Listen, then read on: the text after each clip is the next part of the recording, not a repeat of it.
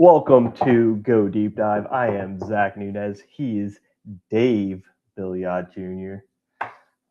Dave, you know what one of the banes of my existence is? Brian Kelly. That's one of them. We'll get to him. We will certainly get to him tonight. It's rehashing old arguments. For the sake of clicks? For the sake of clicks. And this person that we're about to hear from in a moment does not get called out enough for clickbait and hot takes and everything else that he drops to try to get people's attention, get people rowdy, and get people to talk about him. I'm going to go ahead and play it now, and I'm not going to lead in anymore.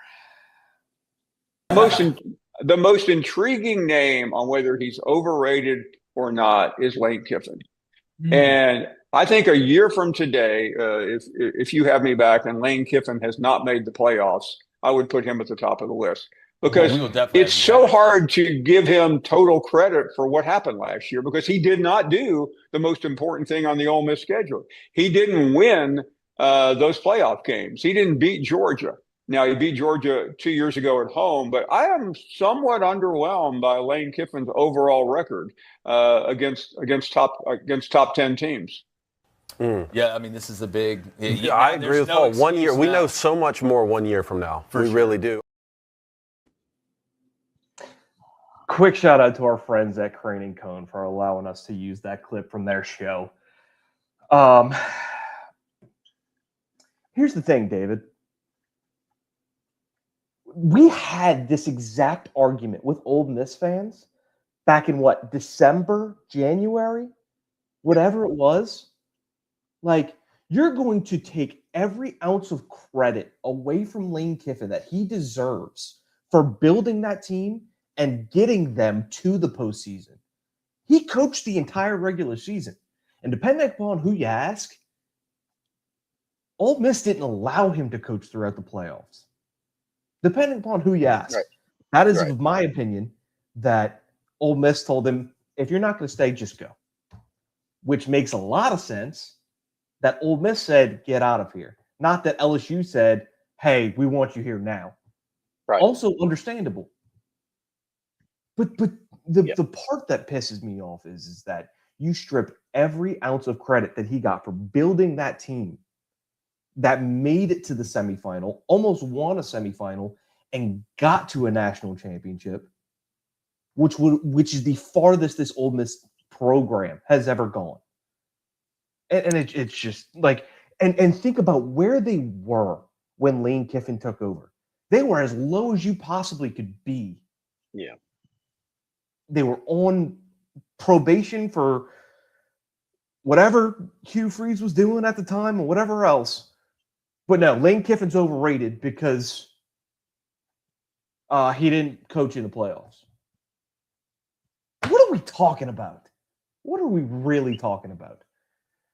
Man, and I don't listen to Finebaum like a whole lot. Like, that's really the only time that I know what he said is like when we see a clip like this. But so I'd love to know if, like, did he say any of these things, like any of his criticisms about Lane Kiffin until he announced that he was taking the LSU job? Like, did he still have these same complaints about not beating Georgia, because at the time they're a playoff team? Or did that just start because he went to LSU? Because that's the problem. Like, you're gonna, now it's an issue because he went to LSU. Like, if you didn't have the same critiques of him, like, if you want to critique the way it all happened, whatever, we get it. It was a crappy situation. But if you want to critique him and say he's overrated as a coach, or, he didn't win, I don't like his record. Well, were you talking about that before? Because if you weren't, then it's clear what your agenda is here. And correct.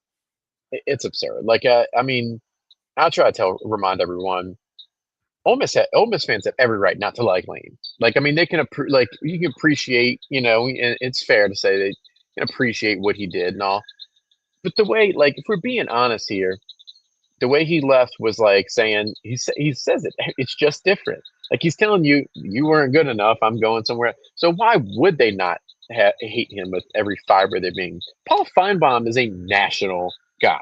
Like, or I don't know. He's been labeled as a Bama guy throughout the years. We know that, but that's just a national. Like this isn't Locked On Ole Miss. That's talking like this. This isn't like our like Ole Miss's version of our show, or something like that, or ESPN Oxford, something like that. We're talking about a national guy that's like talking like his feelings are hurt that a coach chose to make a decision that was better for his career, and now you want to sit here and pull up like, oh well, I like act like you felt this way before. No, you didn't. No, you didn't. And I do want to let me clarify because I didn't even think about it. I said that he made this point for clicks. I want to I'm talking about Finebaum. To be very clear, our guys at Crane and Cone, Jake, like shared this with us, and they're not the ones. I wanted to be. I realized how bad that looked afterwards. I want to be very clear. I know they know, what we mean. But shout out to those guys. They're awesome. But like you said, what are we doing here? No, and I'll read the post that I quoted it with, and Jake actually retweeted my quote of his post of that clip. I said, "This makes no sense. How do you not give him credit for the team he built? That's like saying the waiter deserves credit for making the steak when all he did was bring it to you. As if he doesn't make the playoffs, we're going to give every other new coach breathing room in year one, but not the one who had to completely rebuild the entire offense." It's just that's the other part is you can have hopes and expectations of getting to the playoffs, but to say year one is an absolute bust if they don't make the playoffs after having completely rebuild the quarterback room, you added 3 or 4 guys in the running back room. You had 1 guy left over in the wide receiver room. You had 1 guy left over in the tight end room. You have basically 1 returner, 2 returners on the offensive line. The whole entire offense is completely rebuilt, and you can stick every best player across any time into an offense, but you can't make them play like a team. Right.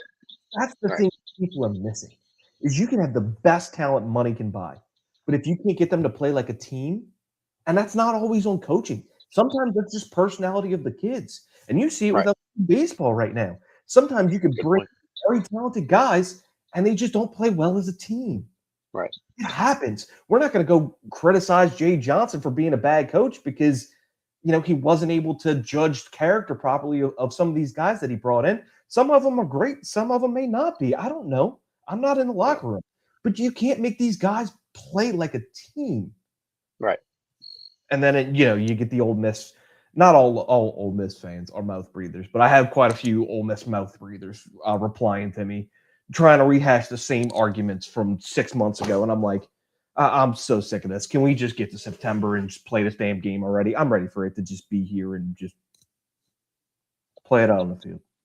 I said that to everyone knows, one of the Ole Miss fans, the Hottie Toddy Strohs, who I've had nothing but like good interactions with her. I think she's cool. I think she just likes to troll and LSU fans fall for it. Like it's just like we do it the other way. I think she's cool. Everyone can have their own opinion, but she's always been awesome with me.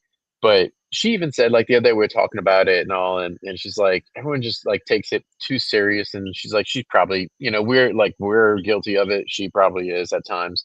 But I told her the same thing. I said, I feel like by the time that game gets here, we're going to be so ready for it to be over with because that's all it's going to be. Like we're overlooking Clemson. We get Clemson come to Death Valley, and not, I mean, we went and won there. It's not like we owe them anything, but we get to have that game. Like it's awesome. It's exciting and all. And like, we're just completely overlooking that, which is understandable. Don't get me wrong. But thank God this Ole Miss game is in week 3. That's all I could say. Because if we had to wait for like November for this game, it'd be miserable. But it's just frustrating. I mean, and you made the point. I was even thinking it with baseball. That's a good, like we said, that's what we're watching right now. And we're talking about baseball, which is like the least team-oriented sport of the major sports, like you need chemistry. Like you need chemistry in all of them. Don't get me wrong, but you need far more chemistry in football and even in basketball. Like that is key.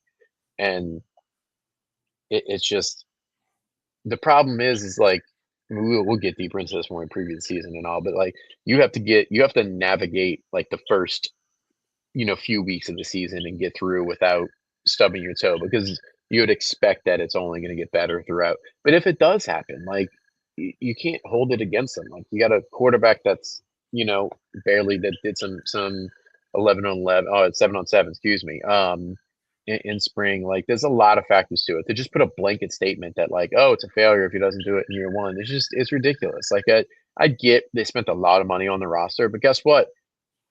Like maybe 18 million isn't 40 million, but they spent a lot of money on the roster last year too. But look how it didn't work out, So it's just, I don't know. It's just like I don't want to say lazy, maybe it is, but just it's not like a wholehearted take that you can just like really, put yourself behind and feel confident about it. It's just, I don't know. I don't describe that great, but it's just not something that, I don't know. That just seems like a just very casual general take, like a hater take. Extremely lazy. It's almost as lazy as saying Lane Kiffin's not a good recruiter. Right. That's something somebody else threw at me today that I was like, this is a joke. Like he just got Ahmad Hudson. 5-star. Right. Like the 100% blue chip ratio right now for the upcoming class, had the best transfer portal class, still maintain some of your biggest commits in the most recent high school recruiting class. Like, but yeah, not a good recruiter. He's flying across the country trying to chase down Sam Levitt to make sure he commits to LSU and signs with LSU. Not a good recruiter, though. He's a lazy recruiter. Right. Get out of here, man. Right. Not a good recruiter because am I missing where, no disrespect, I'm not trying to mean it like that, but we're players beating down the door to go play at Ole Miss before Lane got there? Am I missing something? And he got him there when he was there. Like, even if you want to say it's not 5-star, like the guys he got, like that improvement and what he did there is because he got guys there. Like, what are we talking about? And even if you want to say Lane, I'm gonna tie it to what you're saying. Don't take it as me going completely off track here. But even if you want to say that Lane Kiffin's results were great at Ole Miss, okay, Ole Miss never got that many 5-stars. Lane Kiffin's got more 5-stars at LSU than he ever did at Ole Miss, and it's not even really close. And he's been here on the job for 6 months. Okay, so imagine what he's going to do with the talent he has that LSU can offer you that Ole Miss never could. Right. Like, that's the big difference here. We're talking about, oh, he left the playoff team and this, that, and the other, whatever. Yeah, he did. He coached a team that was made up of, at best, 4-stars. And saying, I can't get the guys that I need to put me on the next level at Ole Miss. Yeah. If I go to an LSU where they grow 5-stars on trees and I can throw a rock and hit Justin Jefferson, I can throw a rock and hit a Jamar Chase, I can, then yeah, that's going to take me to the next level. Right. Right. And even like there's been the argument that like, oh, well, like Lamar Brown, Richard Anderson, it's that he doesn't get credit for them as 5-stars that were already committed, Louisiana guys. Like, sure, but like let's not forget that for a second they weren't gonna sign in early signing period, and like that was the news, that was the decision, and then 2 days later, boom, they both signed. What did Lane do? That Lane went and recruited them, re-recruited them. Like that's Lane. Like what else would it be? It's absurd. Oh man, like Paul's comment. Yeah, let's go through some comments real quick. Tell some people hello, and then we'll keep it rolling. Robbie, how's everybody doing tonight? Doing well, Robbie. Hope you're doing well, buddy. He's talking about Finebaum. I believe it started because he went to LSU. He doesn't like LSU at all.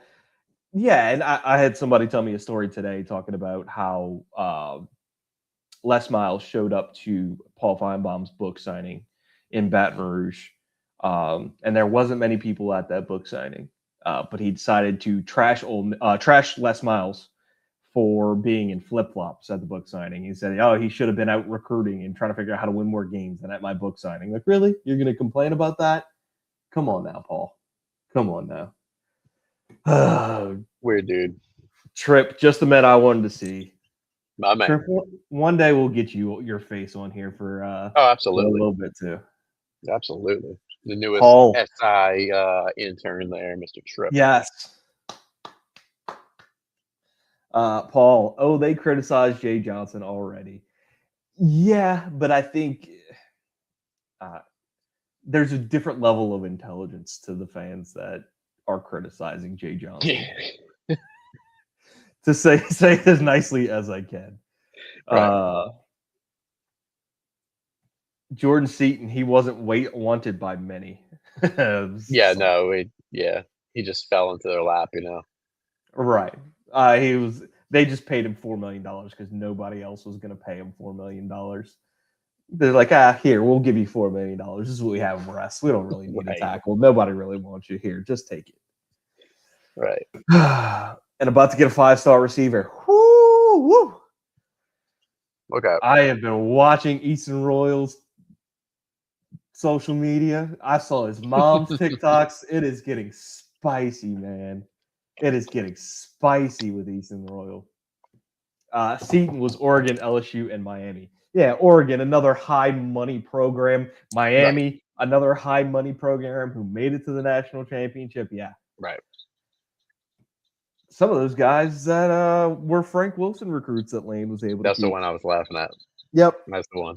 Spot on. But Lane can't recruit. Lane's a lazy recruiter. Like, he can't win those guys over from Frank Wilson. Yep. You know who he's going to have to compete with now that worries me at Ole Miss is Patrick Kelly. I saw someone reply to that tweet that went viral for the announcement or whatever, and said, "Man, if Ole Miss would hire Brian Kelly on staff, that would really stick it to LSU. They should definitely do that." Oh man, I think I replied to Daily Joy's comment about it, saying, "Are they going to free his boy BK along with him?" Yeah.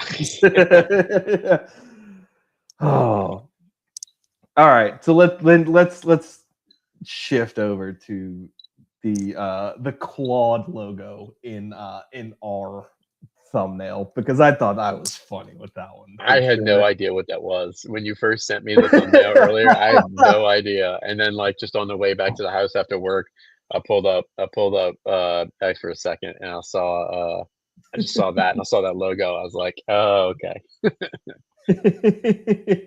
So for anyone who isn't aware of what we're talking about with Claude, report from USA Today, Brian Kelly revealed how AI is helping him prepare for his next coaching job. Every day, and this is a quote from Brian Kelly, every day I'm trying to do my due diligence using Claude and AI, asking questions to build some of those answers that I think can be helpful for me as I get in front of an athletic director.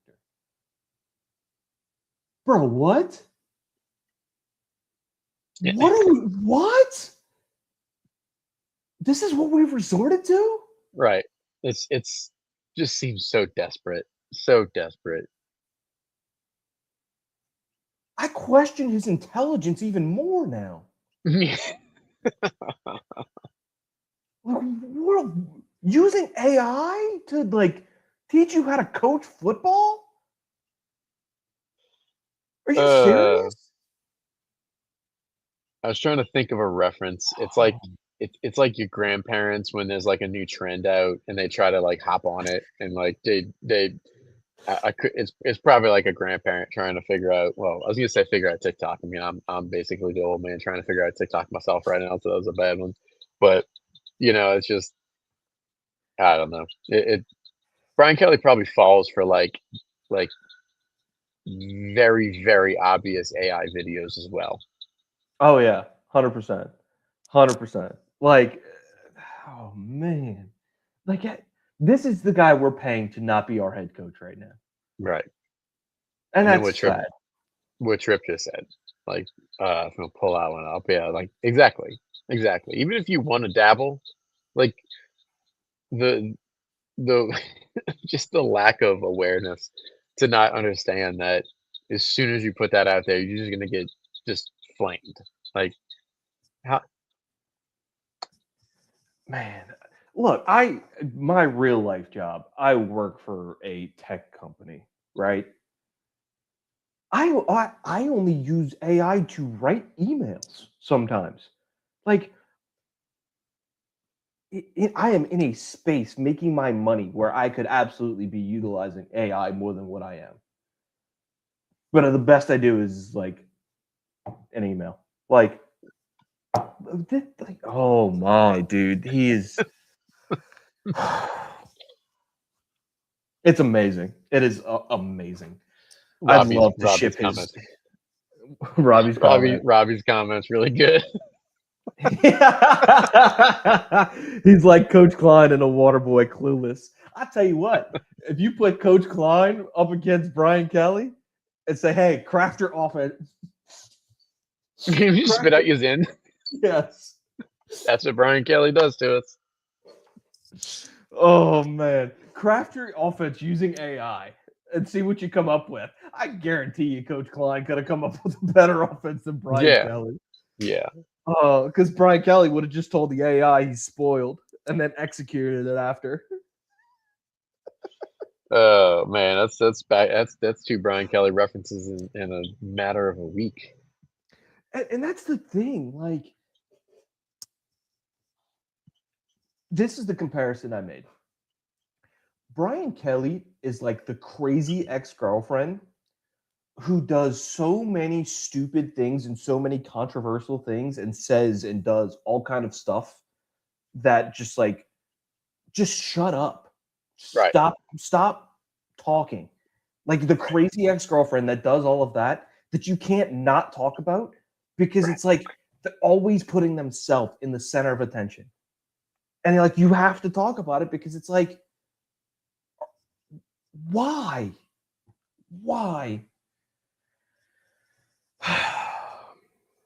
Yeah, there's a reason why he's getting paid not to coach. I don't know. Like it's just every time you think that you can't be shocked anymore by Brian Kelly, then he just comes out and says, "Hey, yeah, I'm using AI to help me learn how to coach going forward." Nailed it, BK. Nailed it. Absolutely nailed it. Oh man. All right. Moving on. Let's get to some baseball before I have an aneurysm.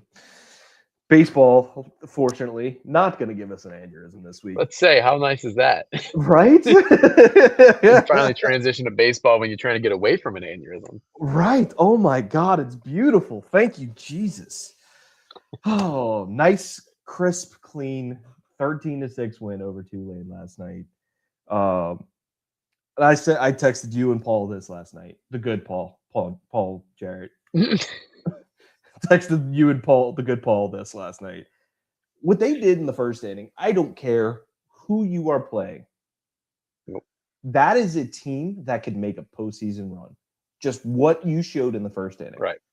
Yeah. That's like, I love it. Like, but just where has this been all year? Glad you're showing it now. You got to keep it up going into this weekend. But a fantastic first inning. The first 6 batters reaching base. I mean, that's crazy. It was 5-0 before you recorded it out, I believe. That's and not only like it doesn't matter who it's against too, but like when you consider like it's impressive for any team to do that too. And we're talking about the 2026 LSU Tigers that have struggled like heavily, offensively. Just to, like it was just 3 weeks ago. We're talking with Jay Johnson about how they can't string 3 good at bats together, and you do that in the first inning. It's and Tulane threw a couple of like I don't think it was a starter, but it was like the second and third pitcher that Tulane threw was a couple of like their top bullpen arms too, and they just kept it going like no problem. The poor starting pitcher though gets yanked without even recording an out, and I forgot how many runs he gave up, but Corey Diaz joked and he's like, "So is his ERA infinity? Like, is it's he didn't record an out? Like, how's that work?" Pretty much, it's like undefinable. Tulane used 10 pitchers throughout the entire game, if I'm just counting correctly, which is beautiful, beautiful, absolutely what you want to see. Yeah, and I think something that I would be remiss if I didn't throw out there is John Pearson 2 for 5 with a home run. Seth Dardar 3 for 5 with a double. I think Pearson also had a double in there as well. Both of those guys coming off of or still dealing with like pretty hard injuries to play through. Yeah. And those guys just went out there and lit it up last night. Like that's you question the team's fight, that shows that they fight. Yeah. Yeah. It was especially Dardar. They put him at third base, for game 2 and 3 over the weekend. And it's clear. I mean, there's no hiding that he's still hurt. There's no hiding it. Like, it's obvious, and he gets, he's obviously struggling at times. So they put him at DH last night. And then I'm pretty sure there was no one more active on the base path than Seth Dardar last night. Because of course, like he DH, it's like, yeah, let's get you off your feet. No, Jay's calling hit and runs with him on first base too. Like, it was surprising, but he was all smiles after the game. We got to talk to him, and he had said like he thought his career was over. Like when the sound that it made when he had that injury. I think that was at the Bethune-Cookman game. Yeah, was it that one? Yeah. Mm-hmm. He said that's why he laid there for a little bit after, because he thought it was just over. So. Yeah, good luck getting that kid out of the lineup, or getting him off the field now. He came back. He's got his taste, but same thing for Pearson too. I mean, like you said, hamstring is I'd put it up there as maybe the toughest thing to play through in sports, because it's not just like it just completely handicaps you when it's compromised, but also it's like even if you are feeling a little bit better, that's one of the ones where like you can pull it again at any moment. So it's a mental thing too. So to see Pearson come back, get the double, hit that home run too, that was just blasted. Great to see both of them back. I mean, you feel pretty good about the lineup you've been putting out going back to the UNO game, going into Mississippi State. But that's having 2 more guys like that are, if they can keep swinging at that, you can't have too many of them. That's great to see. It's very good to see them back for sure. 100%. Some other highlights offensively: Cade Aaron Beatty 2 for 5, Derek Curiel 2 for 3 with 2 walks, Stephen Milam 2 for 4. Did somebody say Milam was overrated? Why would they say that? I think he should come back one more year and prove it. Oh man, I would love that. The Milam number 2 jerseys would sell so fast too, just based on Jay saying that today. Right. For anybody who missed that, they had asked Jay about the potential of him coming back, and he's like, if he wants to come back next year, I will give him number 2, and that further feeds my Milam Jeter comparison. I would. Oh God! Oh, here goes the Yankee fan. Here we go. I had to get it in there. Come on, you can't have a shortstop wearing 2 without that comparison now. Oh man, I wish Bregman would have played shortstop in the MLB so we could say it's Bregman as the comparison. But oh well. Milam, yes, good day for Milam. Talked about Pearson and Dardar. Jack Ruckert 2 for 4. Gets better every game. Every game. And I think he's one of those guys, the talent's there, but the more the college level game starts to click for him, the better he performs. William Patrick 1 for 4 with 2 RBIs as well. Tanner Reeves, not a bad game either. Tanner Reeves has been playing quite well over the past few games. Very quietly. I think Tripp and I were talking about that last night. Going back to, was that the SLU game last week when I think he had two, if I remember right, 2 RBI singles, maybe both of them with 2 outs too. And it might have been 2 Goldens, but was in there all weekend. They had a tough catch at the wall last night too. Yes. Yeah, like infielder playing outfield. He's very because of I just see them talking about Sandy can't come back. Yeah, okay, Sandy's out of eligibility. That was the conversation when he first was getting hurt earlier in the season, that he was just past the medical redshirt threshold, unfortunately. But yeah, he's been really good. You know, you because the whole conversation's been the core 4, Aaron Beatty, you know, Milan picking it up, Curiel just doing his thing. And just very quietly, like the last 2 weeks, like you've said, Tanner Reeves has been really good. And that's just, hey, you're getting that. He's been hitting 9-hole, and you're getting, you know, multi-hit games from him and Goldens. Like that's good to see. They dare we say they seem like they got some depth right now? Yeah, it's kind of crazy that at the end of the year that you figure out how to shape this team to where you have some guys who can kind of work through all that. I just realized, I'm sorry. I just reread Robbie's. He meant come back this year. I'm sorry. I completely misread that. I thought he was asking Stanley come back. My bad. Yeah, that's just to answer that real quick. Hopefully, I really hope so. I apologize for understanding that or misreading that, but hopefully. I think it really depends on what, not necessarily what, but Stanley's got so many different injuries right now.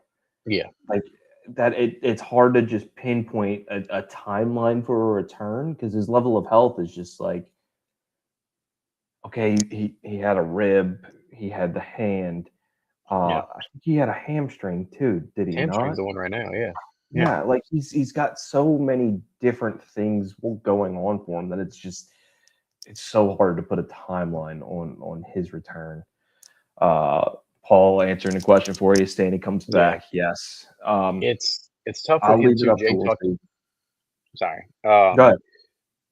Jay talked about that after he got hurt too, with his hamstring. He said it's especially for a guy whose best thing is being fast. Like that's just like devastating. I mean, that's I don't want to make another. I was going to make another comparison for like how somebody else that's very good at a certain thing would how a certain injury. I'm not even going to say it, but yeah, that's pretty tough for him. Okay, Tripp just said that Jay said today Chris is running at about 70%. So you're not going to see him at Georgia. No. There's no midweek next week. No For midweek. Florida? Maybe, and if not, it's Hoover. If you Right. sit him out and hold him out against Florida, probably questionable for the weekend. I would think that you don't see him. I think you have enough other guys that have done well enough to where you don't push him, because like I was just talking about, like you push him back before he's ready, and just one more tweak and then he is out for the season. Yeah. Shout out our friend Purple Mafia in the chat. Yes, I did get a haircut. I shaved my head. Just a beard now. Just kidding. I was thinking about playing that joke on my mom this weekend for Mother's Day. Being like, yep, just walk in with a hat. Be like, yep, shave my head. And knowing my brother, I think, why would you do that? Yeah. My family used to get so mad at me. For those that don't know, like I used to shave. I mean, for years, from like when I graduated high school till to about 6 years ago, I'd shave my head like for however long that was. And anytime would go over by my family's and they'd see that I freshly shaved it, they would get disappointed all over again. And it's like, I mean, this was for years, like over 10 years. I'd walk in and my mom would be like, oh, you shaved your head again? Like, I was hoping you were going to grow it out. I'm like, why'd you think I was going to grow it out this time? Like, what do you thought was going to be different?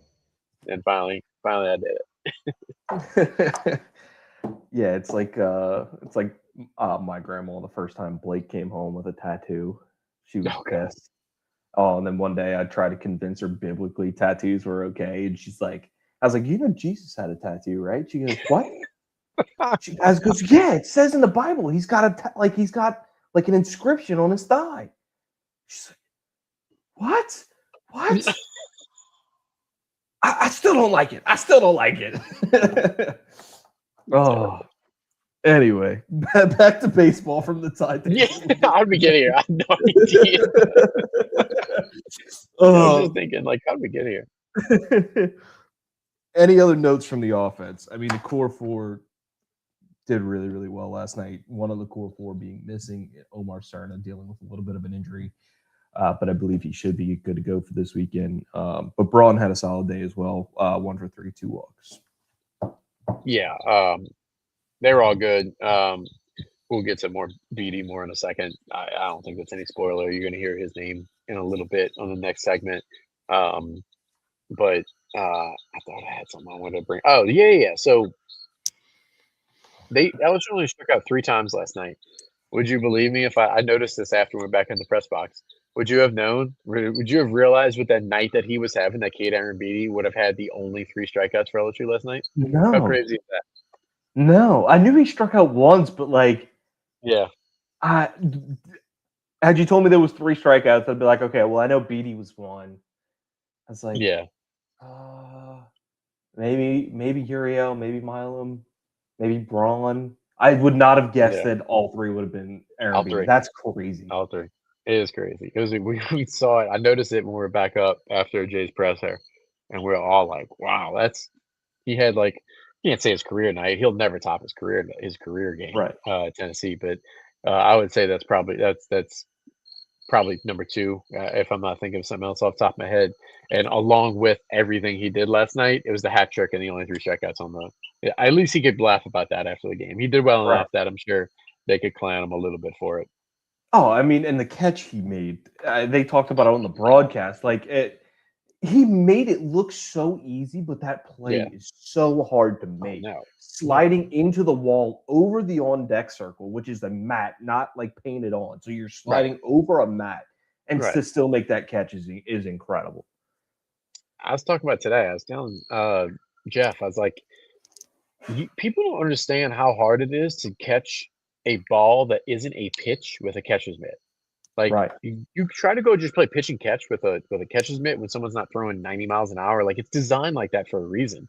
It's not easy. That's why you see catchers drop pop-ups behind them all the time, just routine pop-ups, because it's so much padding on the 2 sides, and there's just a little bitty spot in the inside there. And if it's not like I said, a fastball, you have to catch it right in that spot, and so him to contort, reach across his body, it's just absurd. I can't recall off the top of my head a better play I've ever seen a catcher make. And I know that probably seems hyperbolic and reactionary, but I cannot think of a play. I mean, there's been some good ones, but I can't think of one that's better than that. That's what they said on the broadcast too. Was a better play, maybe the best play at least in foul territory that's ever been made. Maybe something in play, a bunt getting thrown down, but for Ronnie Rance and Lynn Rollins to not be able to recall a better play, and these guys have been doing this for damn near 30 years at this point, that's how good of a play that was. They've seen a lot of baseball. They certainly have. And you could see Ronnie Rance tomorrow night. Tomorrow night on Walk It Off Talk with the lovely Paul Jarrett. Pitching wise, I thought Danny Lockemeyer looked good. I'm surprised they pulled him after 3, but that would have been it's still his longest outing of the year. Some good stuff from him. 12 batters faced, 5 strikeouts, 1 earned run, 0 walks. Love it. Where you get that cheese, Danny? that gif is so good. I'm so glad that he's getting he's been really good to where you're gonna get to use it. I can touch on him going 3 innings. That was actually the plan. Jay said on his pregame radio show that their plan for him was to get him through the lineup once, or 3 innings is what they were hoping for. So on the other side, like where it's like, it'd been cool to see if he could go further. At the same time, he did exactly what they hoped that he would do, and that's great to hear. My initial reaction, I sent this out on X last night. My initial reaction when I saw him as the starter, because that was his first start ever. I don't know about, I mean, at LSU, it was his first start of the year, and some people kind of confused by what I meant by this because it doesn't sound like it makes sense if you don't think about it, but like that to me seemed like it could be an audition for starting that Tuesday game in Hoover. And no, I'm not saying that they're going to start him over any of your top bullpen arms, or any of the normal guys. But the thing is that you have to remember is that you're going to have a must-win series against Florida on Thursday, Friday, Saturday, and then you're 100%. It's already guaranteed that you're playing on Tuesday in a win-or-go-home game. So who's available and how they manage that's going to be tough because they've got to win games. Like they're going to be going for game 3 full go on Saturday, just 3 days before that game, there's 2 days of rest in between. So that's a guy that you could see, in my opinion. And I think that's what that was. I know he also didn't get work last weekend and needed to get him work, but you could have they threw Grant Fontenot last night. He started games this year. You could have started him. You could have started anybody else that could have started Cooper Williams. Cooper Williams. You could have started Cooper Williams. Exactly. About being a potential starter at one point or another, and he threw last night as well. Yeah, I think Plug's gotten a couple starts Danny this year too, yeah, hasn't he? I think Plug has done it too. I think that it's not, and it wasn't an accident. It was very intentional that they got to look at Danny Lockenmeyer starting the game last night. 100%. Moving down through the pitchers, Cooper Williams, Grant Fontenot, both 2 earned runs on the night, 1 walk apiece.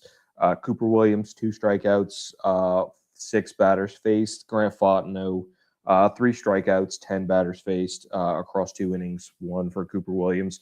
Not their best showings so far, but I mean, the game was already out of hand at that point, and Tulane was just trying to fight with whatever they could.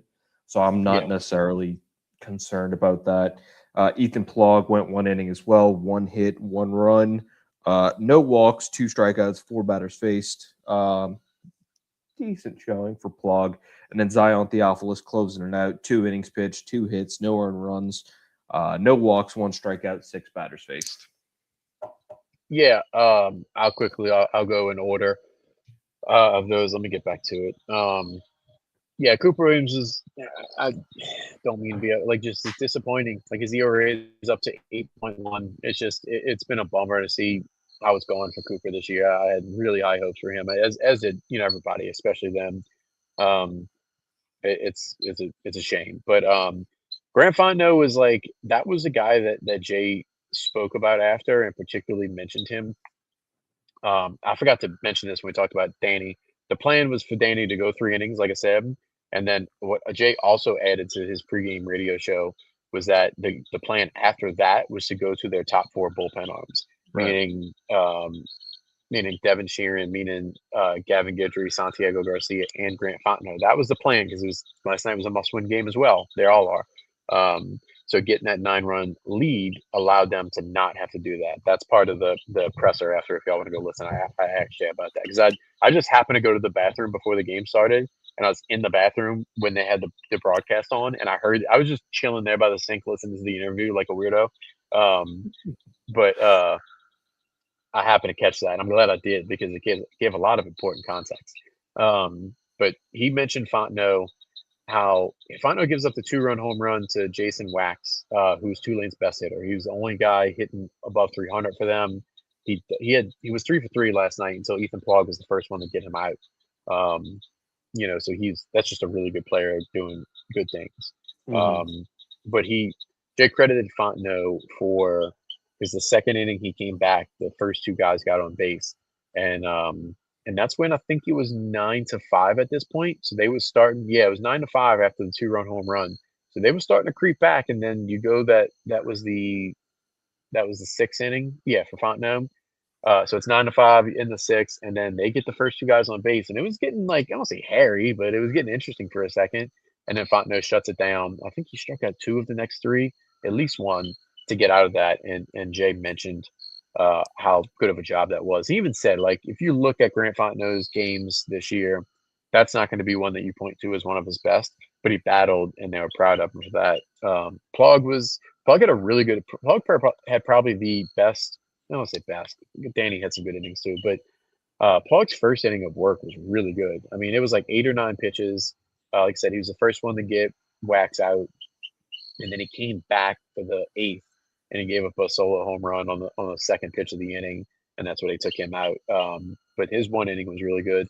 And then Zion Theophilus does what he's been doing. He's very quietly, kind of improving steadily. Yeah, every single time he comes out there. So that was good to see as well. They give up 6 runs, but I'm looking for the totals here. Only 2 walks all night, and they struck out 13. So that's great from the staff anytime you get that. 100%. Yeah. I feel the same way about Zion Theophilus as I do Danny Lockenmeyer right now. Both of them over this latter portion of the season have just been steadily improving each performance. You're going to face tougher competition over the next 2 weekends for sure. But it's definitely nice to see them continuing to improve. And both of these guys, Theophilus is a freshman. I believe Danny Lockenmeyer is also a sophomore. Yep. These are guys that very well could be around next year and could be a massive part of your pitching staff. So to see them improve right now is a really good sign for next year. For sure. Yep. Building this year puts you in a better spot. We're watching Zion, those 2 guys you're talking about. Their ascent from the halfway point of the season through the end of the season is exactly what we watched with Cooper Williams last year, and that's why we had such high hopes. And obviously just didn't work out for him this year. But it was, you felt prepared, or you felt like he was prepared going into this season.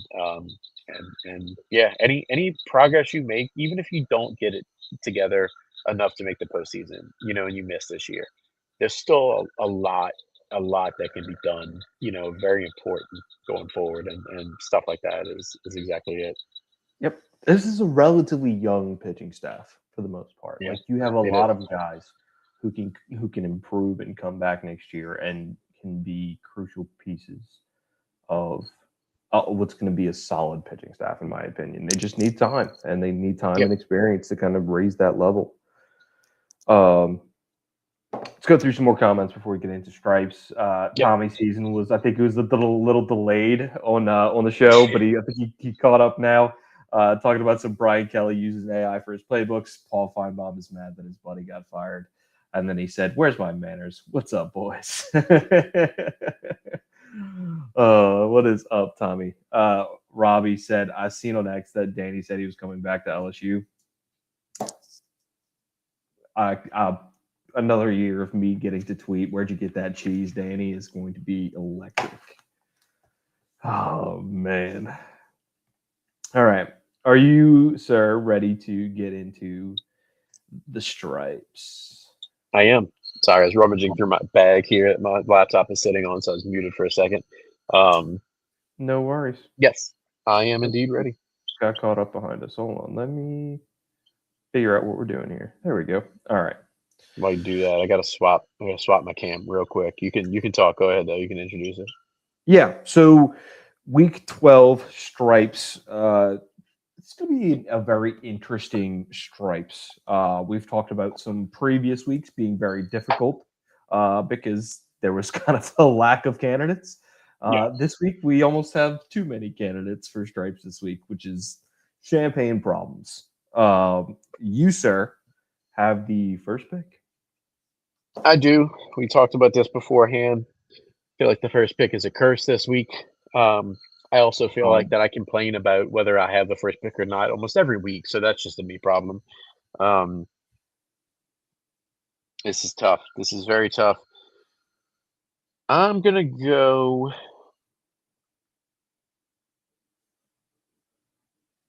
I gotta go, Kate Aaron Beatty. I didn't plan to do it. I'm gonna go. His use is too good.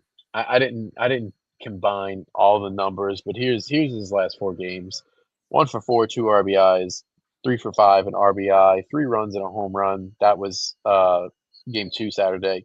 On Sunday, 3 for 4 with an RBI, and then last night 2 for 5, 2 RBIs, 2 runs scored, a walk and a homer. Not to mention he threw a guy out. Not to mention he backpicked a guy. Not to mention he made a Sports Center top 10 play of the year. Kate Aaron Beatty has just been on fire. And I feel like we've said this for the last 3 weeks. Like I've said that exact word, that Kate Aaron Beatty's been on fire. But it's true, and he just somehow keeps getting hotter. Yeah, give me one moment. I'm having some issues trying to do the same thing that I've done for the past 11 weeks and type it live. And now Canva just wants to screw me. All right, let's try this now. 9 for 18. The first time we've ever had an issue with it. 500 in the last week. 500. 9 for 18 going back to game 1 on Saturday. All right, let's see if this works now. If not, then I will just have to type it live. Nope, not working. All right, whatever. Oh, well. All right, Kate Aaron Beatty is your first pick. It is. I had Beatty listed first as well. Here's where things kind of get tough because there's I feel like that's where the big log jam is because I feel like Beatty was the obvious number one. I'm gonna go with Omar Cerna at 2 and Zach Cowan at 3. Cowan was the other guy I was very close to taking first. Yeah, and I probably could have flipped him either way, but once it came out that Cerna was dealing with that injury, doing what he did through that injury, I was like, That's okay, very true. I'll bump him up for that. Yeah, Omar Cerna, core 4 member, as we've talked about quite a few times at this point. 3 for 4 in game 2 on Saturday. And then went 1 for 5 with 3 RBIs on Sunday. Didn't get to play last night, but had a fantastic outing this weekend. All that through the injury. And then Zach Cowan did Zach Cowan things. I mean, getting a start on Sunday. 6 innings pitched, his longest outing of the year, 82 pitches, 2 hits, no runs, 1 walk, 7 strikeouts, 21 batters faced, striking out a third of the batters he faced. Really, really solid afternoon from Zach Cowan. He was, and although last night, technically last week's game against SLU is part of the week of the South Carolina weekend, so Paul, Mr. Paul here, Mr. Pain in the butt, gotta call us out in the comments, Paul. I'm just gonna start calling. I'm just gonna start saying. I'm just gonna start saying his name like that. The fan that called in, Bama don't play nobody, Paul. I'm just gonna start saying Paul's name like that. Sir, last week was included in that SEC Pitcher of the Week. That's not our week. Calling out David, not Zach. Yes, that wasn't included, but just so you know, he was considered, and just so you know, I also did know that you were going to call me out for it. So, congrats, you're in my head. And it's not David, it's Dave. Yeah, see, yeah, PP. Cerna had the biggest swing of Sunday's game too. He did. Sunday's game as well, not to be confused with Saturday's game too. That 2-run home run broke open the scoring when Alex Valentine had settled in and was kind of cruising and starting to feel himself, and that changed everything for his outing there. And then you were able to add on, but it's always easier for a pitcher, a starting pitcher, to keep cruising once the team gives them the lead. Not that anything would change for Cowan if he didn't have the lead, but certainly takes the pressure off, and that started everything. You're right though. Him doing what he did, considering the back injury, is pretty remarkable. Massive. Mm-hmm. All right, I'm gonna go. I didn't take Cowan with my first pick. I'm going back-to-back pitchers here. And all three of these guys deserve to be mentioned on this list. There was no way you couldn't. I'm going to go William Schmidt with my second pick, because making his first game one start, filling in for Case and Evans, the whole conversation all week was he's got to go deeper. He's got to go deeper. He's got to go deeper. Well, he gives you his second longest outing of the year, gives you 6 innings, probably could have came back. He was at 97 pitches. He could have went back for the next inning, but you were up big in that game. That was game one that they won like 7-1 or something like that. So he very well could have gone back out if he needed to, but gave up 5 hits. They were scattered, only 1 run, 7 strikeouts, only walked 1. William Schmidt gave you exactly what you needed and what we were asking for from him, filling in that Friday night game 1 role. And then Marcos Paz. There's no way we can get through this without talking about Marcos Paz making his second career SEC start. Same thing. You opened for 4 from him. Like, he got 3 against Mississippi State, and had some good moments outside of a couple big swings. I'm ignoring him. But he goes 5 innings, 1 hit, 1 run. He gave up a solo home run. That was it for Marcos Paz. That was it. 8 strikeouts, had the 3 walks, but he is just. I mean, you want to talk about? We talked about Zion Theophilus going up that way. Paz is going like straight up. Like there's not even any angle here. Paz is just straight up. That guy's not coming out of the rotation, maybe ever. And that's a conversation we're gonna have to have in the off season. And I'm already looking forward to it, because as of now, you're returning your entire starting rotation that you had earlier in the year, and then you got to find a spot for Marcos Paz, because the kid's ridiculous. We're seeing the talent on full display. He's not going anywhere. I'm excited to see him pitch at least 2 more games this year. So I have the final pick. I had Cowan and Schmidt as my 3 and 4. I'm sorry. I had Schmidt and Paz at 4 and 6. I'm just going to be the all injured list this week, and I'm going to take Seth Dardar. Doing what he's done in his appearances over the past 4 games, or 3 games, because he didn't play game 1 on Saturday. Doing what he's done in those 3 games offensively on a hurt ankle, like a very, like, that's not fun to play baseball on, is a hurt ankle. And he's like back like he never left, tearing the cover off the ball, for fighting through successfully. Seth Dardar gets that last stripe for me. Yep, that's a good one. Like I said, we got to speak with him last night. Go watch that presser if you haven't already. He was all smiles and clearly feeling really good. About his last few games, and just happy to be back. But he dropped some good insight, talking about how he dealt with the injury, and how tough it's been, and all that. Go watch that; it's really good. Seth's a really, really, really good kid. Honorable mention: I had Mason Braun on there as well. Although he went 3 for 12 in the last 4 games as far as hits go, he had, going back to game 1 on Saturday, 3 walks.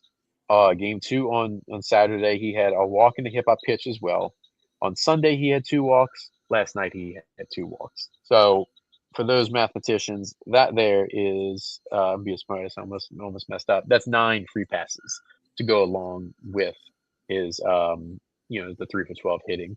But he's been awesome. He's given you everything that you need from a leadoff hitter and more. And then Stephen Milam, just another guy. We talk about that every week. He could be listed, but Stephen Milam went 6 for 14 and doesn't 4 RBIs last night, and doesn't even make the stripes list, because that's just how loaded it was this week. Yeah, I mean, You could basically list off 75% of the team as honorable mentions. I had Tanner Reeves up there pretty high. I had William Patrick, Jack Ruckert, Milam, Braun. You could throw so many guys up there, but only have a finite number of spaces for this. And it's not like we could extend this either, because if we go back a couple weeks, we probably could have shortened it. I legit considered texting you and saying, like, should we give out 2 bonus spots this week because it was that good? And I was like, no, we gotta play by the rules. I mean, we can. I have Canva up. Nah, Wouldn't be fair. Wouldn't be fair. Yeah. Paul said it too. He's 16 game hitting streak is ridiculous, man. And it's even his on base streak. I don't have that paper in front of me. His on base streak is at I think it's 25 or 26 now. It's even more. So. It's even the on base streak. This is something I just discovered. I should have known that Bill Franquez would just have every possible stat you can imagine in those packets that they put in the press box for us. But I was just looking through that today, and I came across like, oh, there's the list of on-base streaks. I don't have to go back in the broadcast when they talked about it or do the math myself. It's right there because Bill's the GOAT. He's got on base as well, and I knew it was like 23 or 25 is remember the number I remember. But yeah, one of the best in the business, Bill Franquez. All righty. We are moving on from stripes now. Paul, I want you to make a request before we move on. Tell Franquez to track contact percentage. It's probably in there. I'll look. That's why I was looking through and saw the on base or the hitting. Okay.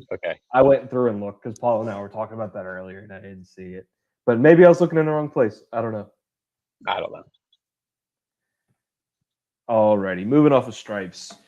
And we moved to Georgia this weekend. Typical Friday, Saturday, Sunday series. I actually forgot to print off my stats for Georgia this week. But Georgia comes in 38-11, 18-6, first place in the SEC. Not the Georgia of a few years ago. This is a well-rebuilt Georgia baseball program by a familiar face to LSU fans. And they're a really good team. They're very good. As I was writing down these team rankings, I was like, man, especially their offense. Yeah, I find it so strange that for those that are wondering, the familiar face Zach is talking about is Wes Johnson, who was your pitching coach in 2023 when you won it all the first time. And for those that don't remember that, Jay hired Wes Johnson away from the Minnesota Twins. He was the pitching coach for the Minnesota Twins, and he hired him mid-season. He left the Twins to come be LSU's pitching coach, and was deserves credit for the development, further development of Paul Skeens, Ty Floyd, Riley Cooper, all those guys from that year. Gavin Guidry, remember Gavin Guidry is a shortstop. But I say all that because I find it so strange that if you look at Georgia since 2024, when Wes Johnson took over, they're an offensive ball club. And it's so strange to me that like in every year, and their pitching's actually decent this year. It's not as bad as it has been. But like if you look last year, like they really didn't have a single like starter. Like that was their issue. They had the potential to go to Omaha with their offense, but they just didn't have it with the offense. But the pitching, the pitching is better this year, but the offense is ridiculous. Wherever you want to start, when we read through this list, it's a lot of ones. I'll say that when I'm talking about rankings. Yeah, 100%. It's a big challenge at a time where you have to win everything from here on out. Would you rather start with pitching or batting? I feel normally we do pitching, but I think we kind of led into it with the hitting. We might as well just go that way if you want. Yeah. You may read through the team ranks, and then and we'll touch on. Team ranks, again, I always heard this disclaimer. This is SEC games only. So this is a 24-game sample size for where Georgia ranks in those 24 SEC games. They're second in runs per game at 7.4, first in hits per game, 10.6 hits per SEC game. Batting average, they are hitting 296 as the team in SEC play. On base percentage, they're also first at 440. They're tied for fourth in doubles with 41. They've hit the most home runs, 49. A big part of that is the bandbox that they play in, but that's where you're going this weekend. So that is a thing. They have the 10th most strikeouts at 227. So, bottom half of that's good. That's where you want to be. You want to be on the bottom half of that. 7th most walks, but when you're hitting as many balls as you are at and play and getting hits, then you're not going to be walking a whole lot. And then quietly, I didn't realize this until I looked this up to write these stats down. They're third in the conference in stolen bases. They also steal bases with 35. Oh. For comparison, LSU's tied for 12th with 11. So they have triple the amount of stolen bases that you have as LSU. The interesting part, and I'm looking at their stat sheet now, is total outside of just SEC play. They have 56 stolen bases on the season, right?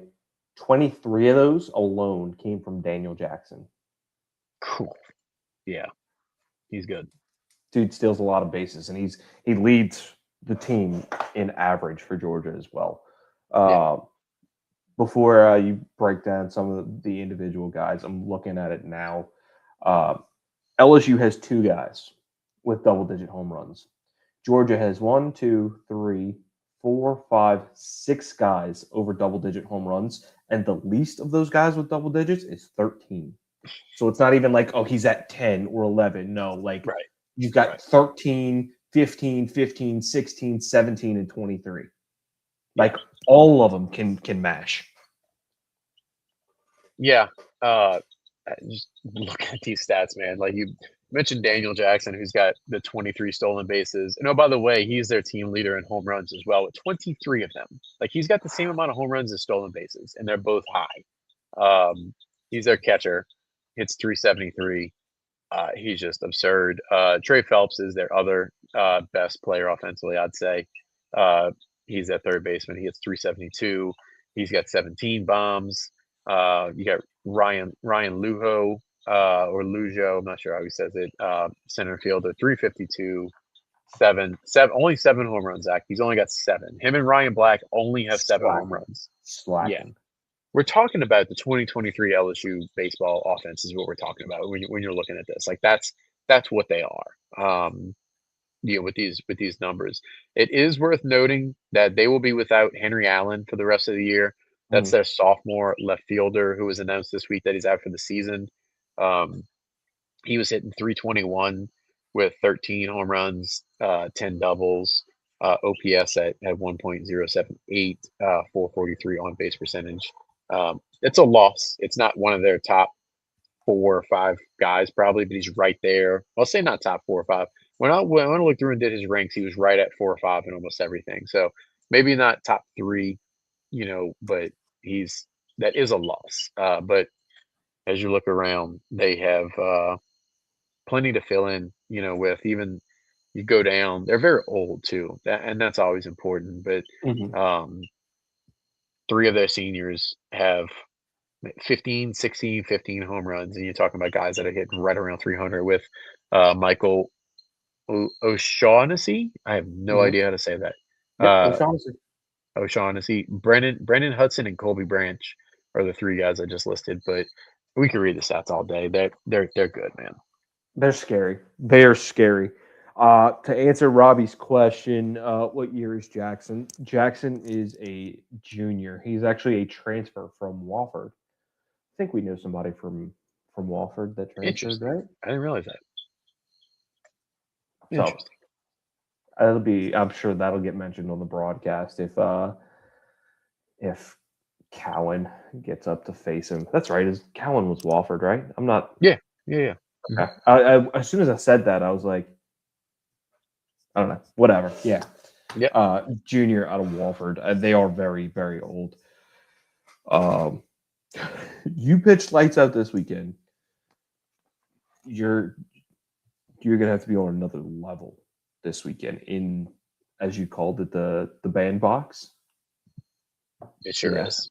Yeah. It's going to be hear trees a lot, as they're saying, because they got, I think it's, I don't know if it's pine trees. I don't know what it is. They got trees that line their outfield wall, and that's what they say. They said they're feeding the trees when they're constantly hitting balls, and they hit a lot of them. Like I said, 49 just in SEC play is absurd. Crazy, absolutely crazy. Pitching wise, what do you kind of see from their starters? Looks like game 1 against Missouri, they went with Trey Phelps. I'm sorry, not Trey Phelps. That's a hitter. I was looking at batters. Joey Volchko. Yep. Saturday, it looks like they went with Dylan Vigue. I'm going to say Vigue, Vigue. A lot of fun names to say in this Georgia pitching staff. Yeah. And then Sunday, they went with Caden Aoki. Yep. That's what I got. All 3 of those guys are transfers. So that's what I was talking about earlier with them having to completely rebuild their pitching staff. Volchko's a dude. He's a top 50 prospect in this draft. He transferred from Stanford. If I remember correctly, it's a guy that whose name popped up when, for LSU, when they were in the portal. He's got 2 pitches that grade out as a 60 on the 80-20 scale. For those that don't know, that's extremely good for the 80-20 MLB scale. His fastball is mid to upper 90s. He's got some cut to it and moves glove side. And then he follows that up with a slider that's in the upper 80s, 3,000 RPM slider, which is just silly. He's also got a curveball that's like low 80s, just changing speed and shape just a little bit. He is 7-2 on the season, 3.63 ERA through 62 innings pitched. He's given up 54 hits, so less than a hit per inning. And this is a common theme with all of these starting pitchers that we're going to talk about. He will strike you out. He got 76 strikeouts, but he's got 32 walks. So their walk to strikeout ratio is not as good as you'd like it. Hitters hit 235 against him, a 1.47 whip, which is a little high, higher than you'd expect for a guy with his sort of talent and numbers. And then Saturday, like you said, Dylan Vigue, I have no idea. I should probably check pronunciations when I look at this. He's another top 50 guy for them. Considered, I'm sorry, I forgot to mention, Volchko is a right-hander. All 3 of the guys that we're going to talk about for the starting rotation are righties. Top 150 for Vigue. Rounds like 3 to 7. He's going to be a day 2 or 3 pick. Transfer from Michigan. Fastball, mid-90s with sink, slider, cutter, changeup. He's got a legit 4-pitch mix. He's 4-1 on the season with a 2.35 ERA through 46 innings pitched. So his inning total isn't very high. Only 30 hits through those 46 innings. Jesus. 56 strikeouts to 25 walks. He has hit 7 batters. His batting average against is 186. That's silly in the SEC. 1.35 whip. And then Sunday, like you mentioned, is Caden Aoki. He is a grad transfer from USC. That's another guy that LSU was in on. He's fairly new to the rotation. He's only got, I think, 4 starts this year or 5. I'm looking for it now. 4. I apologize. 4. Yeah, so this will only be his 5th start of the year. He's thrown on Sunday the last 2 weeks for them. He was the guy that used in the bullpen a lot early, but I guess they needed him to fill in. He's not overpowering. His fastball is 88 to 91. He's just got some run on it. He's got a curveball, a changeup. He is 7-0 though, 3.33 ERA. I had the starts written down. So he's had 14 appearances this year, only 4 of them for starts. 54 innings pitched, 48 hits, 71 strikeouts to 19 walks. That's actually the best strikeout to walk rate of any of the starters this weekend. He's got 236 batting average against and a 1.28 whip. But 3 guys that are pretty good. Yeah. It's pretty impressive when you talk about a guy only having 4 starts and being 7-0. Like that in the 54 innings pitched is crazy. Right. Here's what worries me about this weekend offensively. You're going to see the short fence. And you're going to want to try to power some things out, muscle some things out. The problem is when you've won games over this stretch that you've won games, it has not been because of the long ball. What I hope is that they have the discipline to recognize how they've been winning games over the past few weeks and that it's not always by hitting home runs. You can win games by hitting home runs, yes. Yeah. But you can't make that your priority this weekend. That's what I'm hoping that they recognize, is that that's not where their strength is. Just play Jay Johnson baseball, play Jay Johnson offense, and the runs will come. That's a good point, especially if you are watching Georgia hit home runs. Like if they go an inning and Georgia hits 2 in an inning, like your natural instinct is going to be like, oh, got to fight back, because they've been playing from ahead. Going back to Starkville, they just couldn't hold on. I'd imagine that's a big topic of conversation with them, but my hope would be that the core four that we've been talking about, plus Aaron Beatty, like it's guys. Well, Aaron Beatty's been tearing the cover off the ball, so he can go for whatever he wants to go for. But like the core four, like it's starting to hit some like home runs, like hit a few recently, but like it's been grounded. They're not trying to do too much, like you said. They're playing Jay Johnson baseball, and I would imagine like they know they got to play the game. They know what's been working and what didn't work earlier in the year, So that is certainly something to watch. But you're not. I can tell you this with confidence. If you find a way to win this series, it's not going to be because of pitchers' duels. I think you have to beat this team by slugging them. You got to. And I think that's probably what Jay and company recognized going into this, is like you said, I mean, you're going to have to match the pace. It doesn't necessarily have to be with home runs. Right. Match the pace. And I would hope that Jay walks into the locker room before they get on the bus. Say, all right, everybody's got their stuff, got an extra pair of cleats, extra glove, all 3 jerseys, practice jerseys. All right, let's get down to business now. Do you like the trajectory that we're on? Yeah? Cool. Good. I do too. Yes. I think we could actually make something of this. Did you like how we got here? No. Neither do I. I don't like how we got here either. Then don't change how we've been playing. Go and play our ball and make them keep up with us. Make them try to hit the home runs to match our pace. We're on the road. We get to hit first.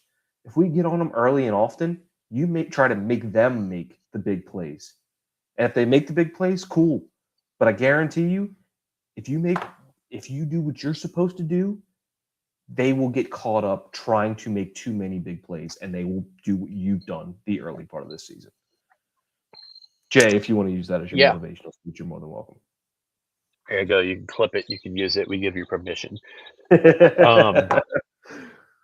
What you explained is very similar to what happened in Starkville. They just couldn't hold on.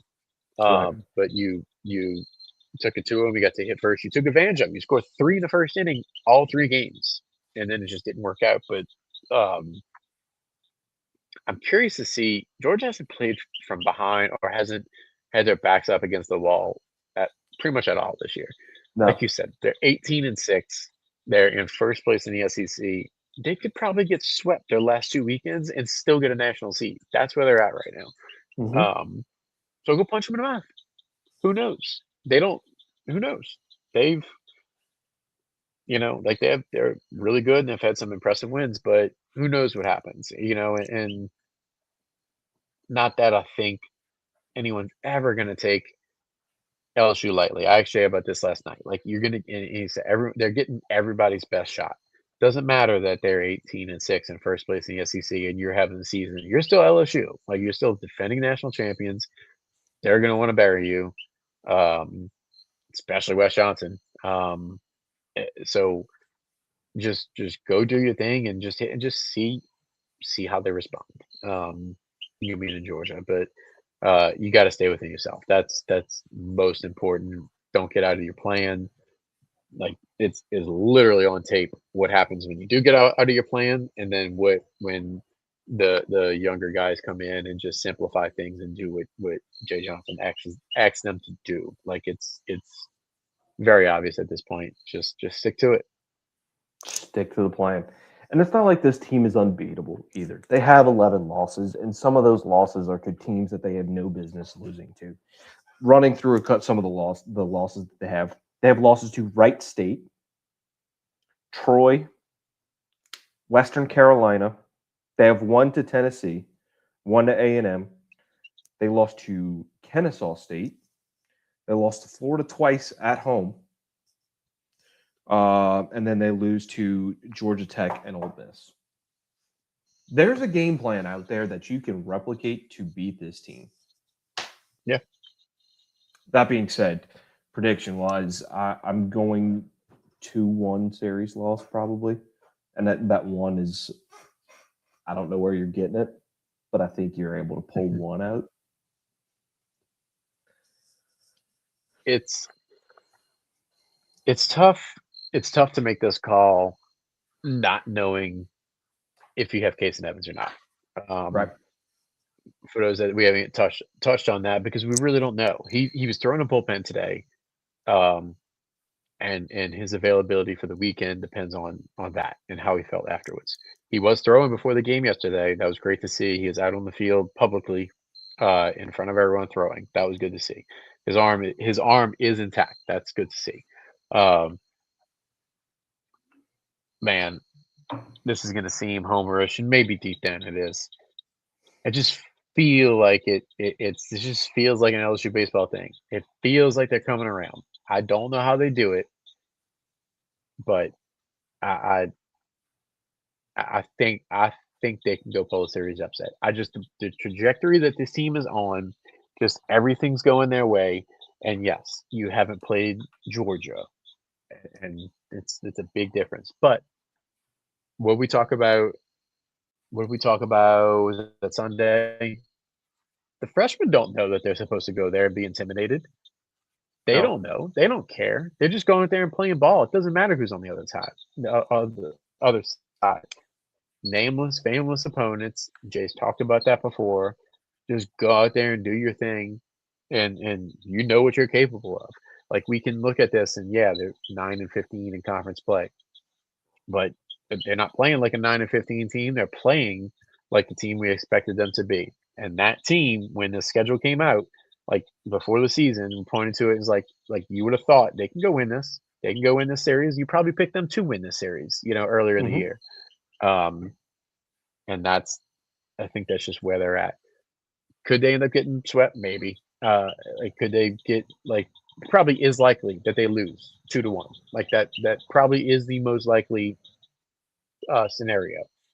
But just feels like it's happening. And until their ditch is dead and it's over, like, I'm gonna believe that they can do it because they've proven that they can, and that's what's most important for me. So I'm not gonna take a sweep. I'm not going that crazy, but I do think I'm saying it. I think they can go get 2 or 3 this weekend in Athens. It's the hope that kills you. It does. It does.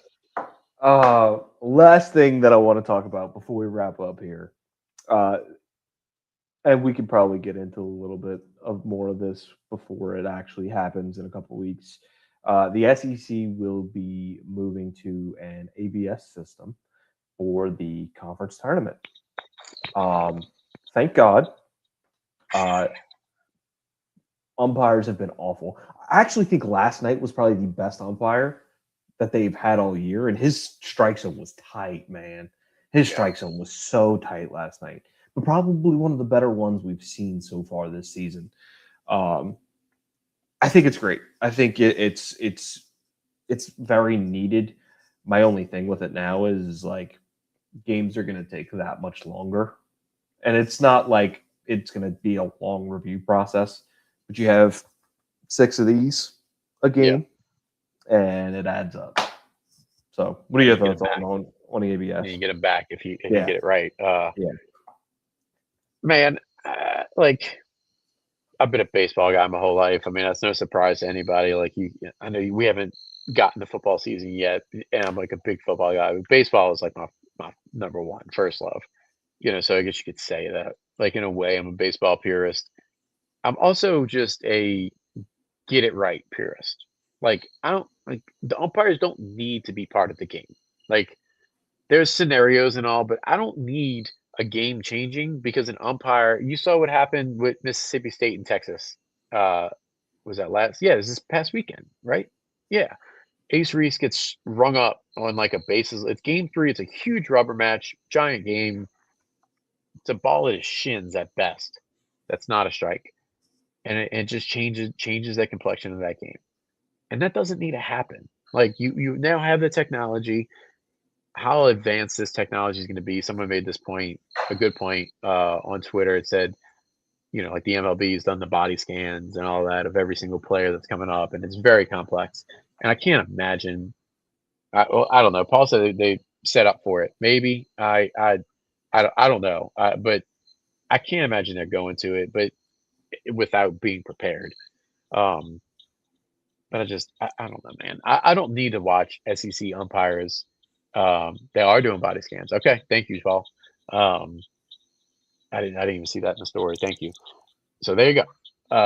They're going to walk everybody through a scanner as soon as they get to Hoover. All right, put your luggage down. Walk through this scanner. All right, got it. Perfect. We know your strike zone.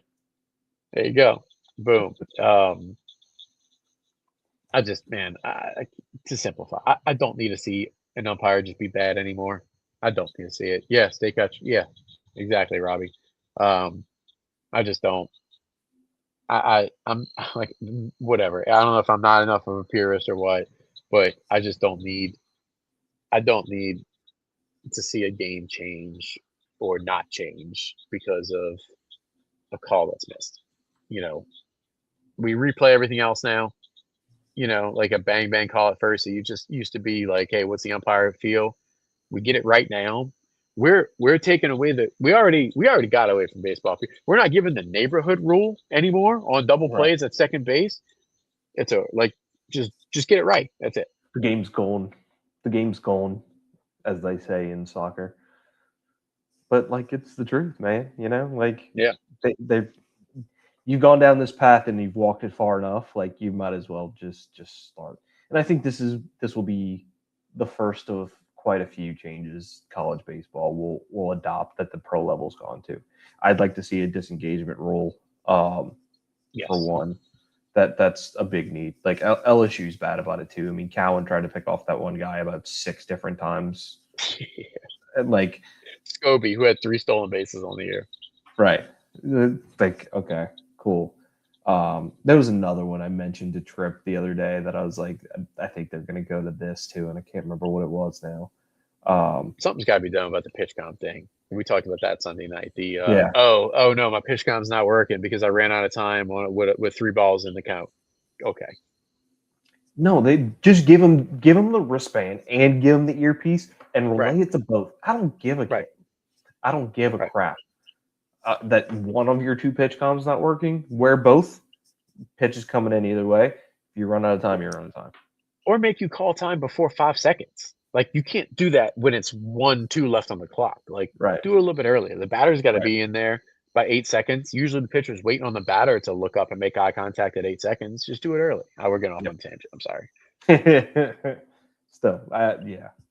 But I think it'll be the first of many changes that the NCAA will adopt from pro baseball.